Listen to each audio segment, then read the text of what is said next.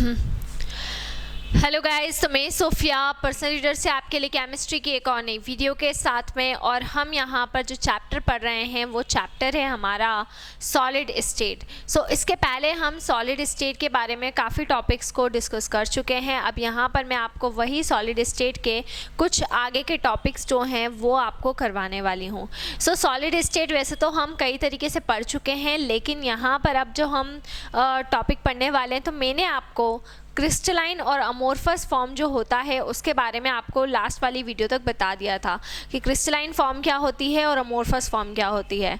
अब मैं आपको इन दोनों फॉर्म्स के अंदर, क्रिस्टलाइन फॉर्म्स के अंदर और अमोर्फस फॉर्म के अंदर बहुत सारे डिफरेंस बताने वाली हूँ।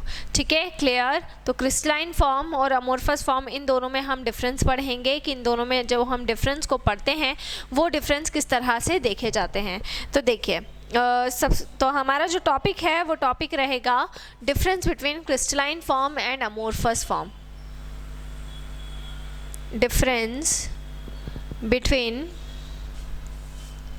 क्रिस्टलाइन फॉर्म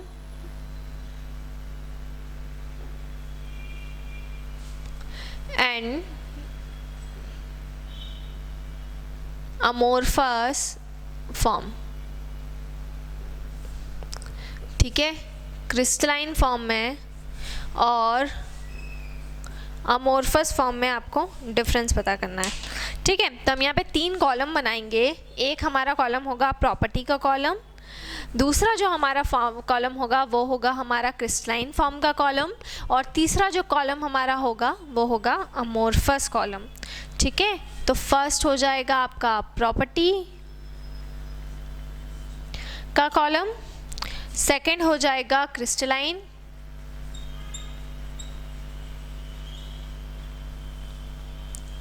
और थर्ड हो जाएगा अमोर्फस।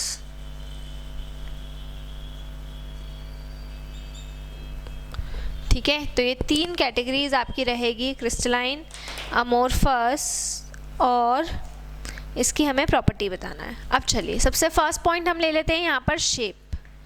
सबसे फर्स्ट डिस्कशन जो हम करेंगे वो किसके बेसिस पे करेंगे? शेप के बेसिस पे करेंगे कि जो भी हमारी ये दोनों फॉर्म होती है, चाहे वो क्रिस्टलाइन फॉर्म हो या फिर अमोर्फस फॉर्म हो, इन दोनों में शेप के बेसिस पे डिफरेंस किया जाएगा कि शेप के बेसिस पे इन दोनों में क्या डिफरेंस होता है। तो on the basis of first property हम ले लेंगे यहाँ पर शेप। ठीक है, तो अगर हम शेप की बात करें तो shape, they have long range order. इसका जो they have long range order, जो क्रिस्टलाइन फॉर्म होती है उसका जो ऑर्डर होता है वो लॉन्ग रेंज ऑर्डर होता है। ठीक है, सो फर्स्ट पॉइंट क्रिस्टलाइन में आ जाएगा, they have long range order. ठीक है, क्लियर? और ये हो जाएगा they have short range order. They have short range order. ठीक है, तो शेप के बेसिस पे हमने यहाँ पर देखा, तो शेप के बेसिस पे जब हम देख रहे थे तो हमने क्या देखा कि जो क्रिस्टलाइन फॉर्म होती है वो क्रिस्टलाइन फॉर्म क्या होती है? लॉन्ग रेंज ऑर्डर में होती है। ठीक है, तो वहाँ पर आपका आ जाएगा लॉन्ग रेंज ऑर्डर, और जो अमोर्फस फॉर्म होती है वो होती है शॉर्ट रेंज ऑफ ऑर्डर के अंदर। तो ये 2 तरह के आपके ऑर्डर होते हैं। ठीक है, क्लियर? एक लॉन्ग रेंज ऑर्डर में और दूसरा शॉर्ट रेंज ऑर्डर में। सेकंड पॉइंट की तरफ हम प्रोसीड करते हैं। सेकंड पॉइंट हमारा होता है मेल्टिंग पॉइंट। सेकंड पॉइंट हम किसको बोलेंगे? सेकंड पॉइंट में हम ले आएंगे मेल्टिंग पॉइंट को। तो सेकंड पॉइंट हमारा हो जाएगा मेल्टिंग पॉइंट। तो अब हम मेल्टिंग पॉइंट किस तरह से देखते हैं? देखिए, तो क्रिस्टलाइन सॉलिड जो होते हैं, ठीक है, उनका डिफाइनाइट मेल्टिंग पॉइंट होता है। डिफाइनाइट मतलब एक जैसा। ठीक है, तो क्रिस्टलाइन सॉलिड में डिफाइनाइट मेल्टिंग पॉइंट होता है। They have definite melting point.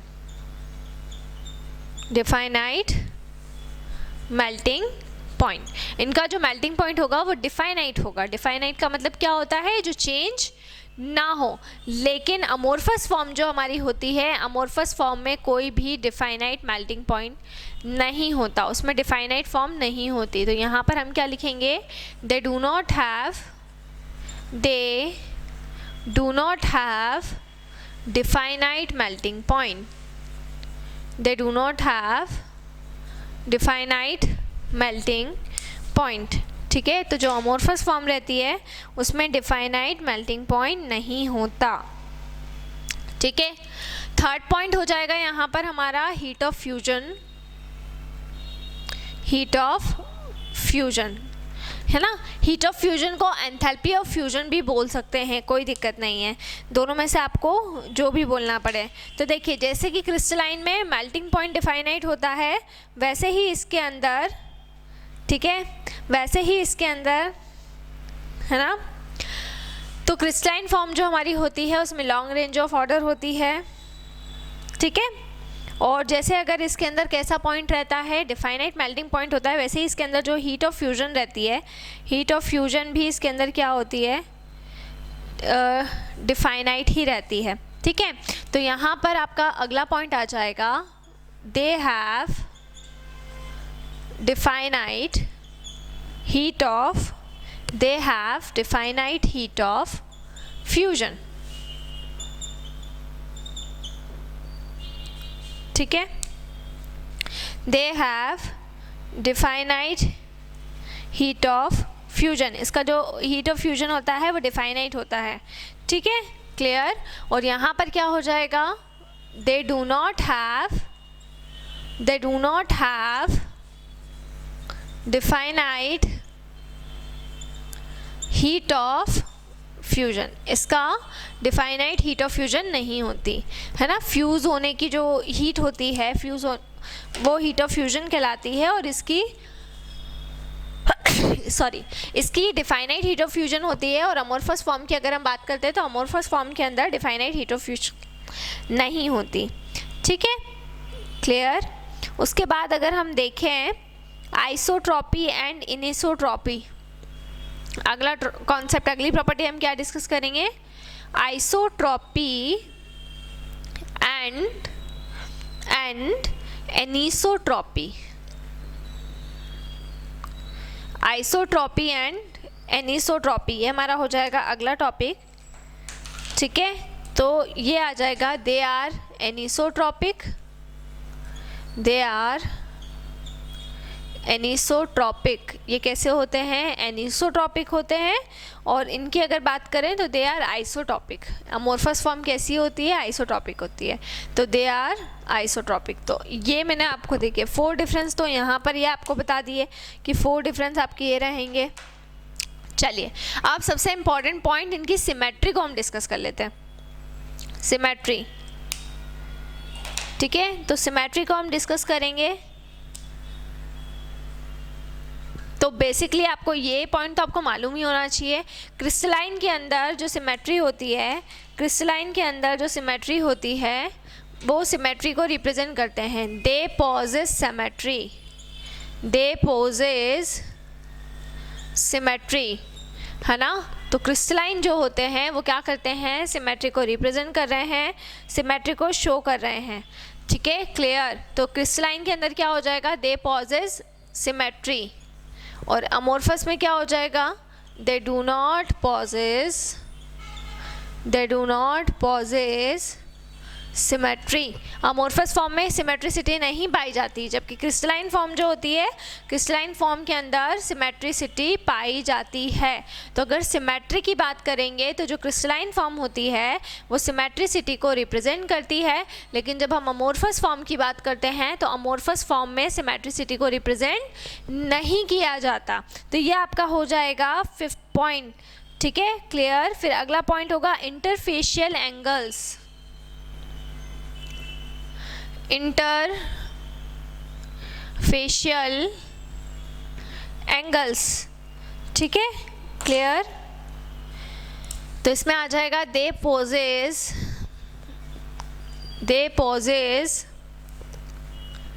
Interfacial angles.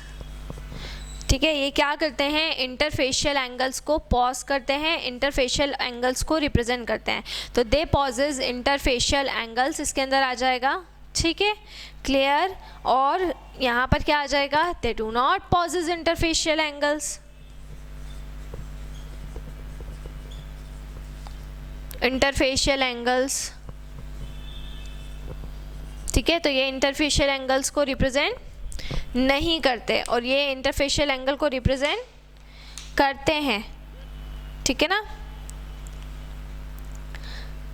फिर कंप्रेसिबिलिटी, अगला पॉइंट देख लेते हैं हम। हमारा नेक्स्ट पॉइंट क्या डिस्कस हो जाएगा, कंप्रेसिबिलिटी।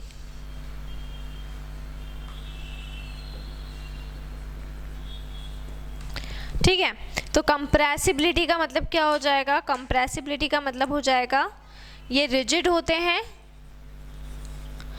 कौन, क्रिस्टलाइन फॉर्म कैसी होती है, रिजिड होती है, कठोर होती है, ठीक है, और इसीलिए ये इनकम्प्रेसिबल होते हैं, इनकम्प्रेसिबल।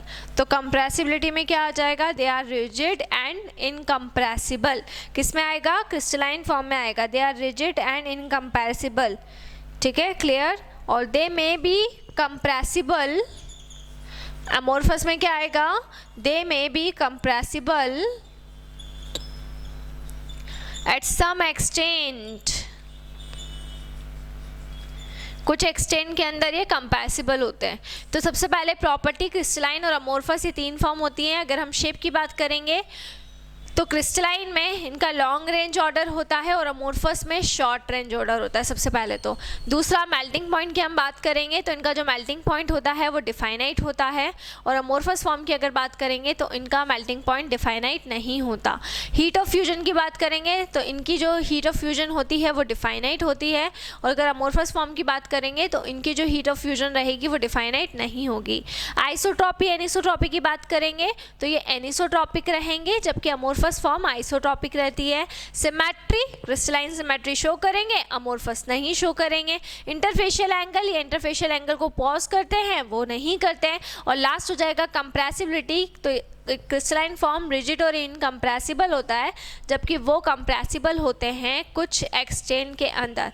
तो इस तरीके से आप यहाँ पर इन दोनों पॉइंट्स में डिफरेंस पता कर सकते हैं, ठीक है। तो मैंने आपको क्रिस्टलाइन और अमोर्फस इन दोनों के अंदर डिफरेंस बताया। अब इसके बाद में मैं आपको नेक्स्ट टॉपिक के अंदर और कुछ टॉपिक्स बताने वाली हूँ। हम सॉलिड स्टेट की और कुछ टॉपिक्स को डिस्कस करेंगे। सो इसी तरह से जुड़े रहिए हमारे साथ में, वीडियोज़ को लाइक करते रहिए, चैनल को सब्सक्राइब करना ना भूलें। कोई भी डाउट, कोई भी क्वेरी हो उससे आप कमेंट बॉक्स में डाल सकते हैं।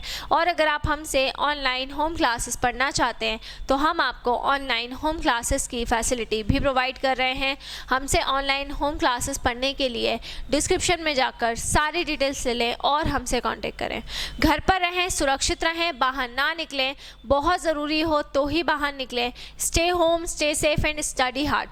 दूसरी चीज़, आपको कोई भी डाउट, कोई भी क्वेरी हो उससे आप बिल्कुल कमेंट बॉक्स में, कमेंट सेक्शन में डाल सकते हैं, ठीक है। Thank you so much.